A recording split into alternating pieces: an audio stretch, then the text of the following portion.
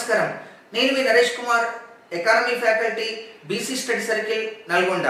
ఈరోజు మనం ఇండియన్ ఎకానమీకి సంబంధించి జాతీయ ఆదాయానికి సంబంధించి ఒక ప్రశ్నను తెలుసుకునేటటువంటి ప్రయత్నం చేద్దాం.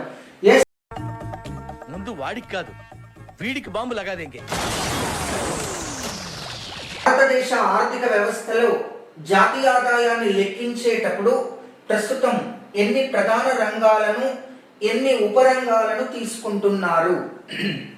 భారతదేశంలో జాతీయ ఆదాయాన్ని లెక్కించేటప్పుడు ఎన్ని ప్రధాన రంగాలను ఎన్ని ఉపరంగాలను తీసుకుంటున్నారు అని మనకు క్వశ్చన్ ఇచ్చాడు.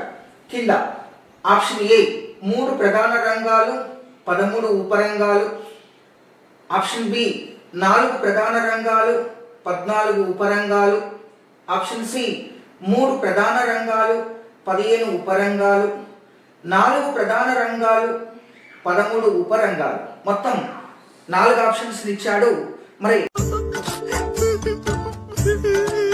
నేను చచ్చిపోతా, నన్ను ఎలాగో చెప్పేస్తారు. ప్రస్తుతం భారతదేశ ఆర్థిక వ్యవస్థలో జాతీయ ఆదాయాన్ని లెక్కించేటప్పుడు ఎన్ని ప్రధాన రంగాలను ఎన్ని ఉపరంగాలను తీసుకుంటున్నారు? ఇక్కడ ఆన్సర్ వచ్చేసి option B is right answer.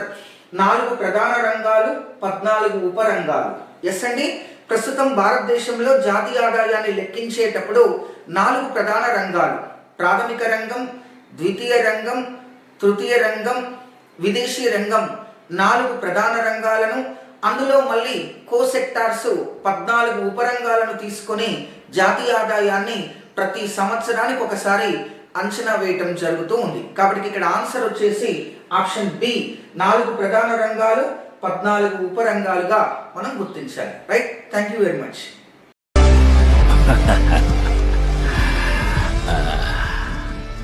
ఒక రేంజ్ తర్వాత మన దగ్గర మాటలుండవు, కోతలే.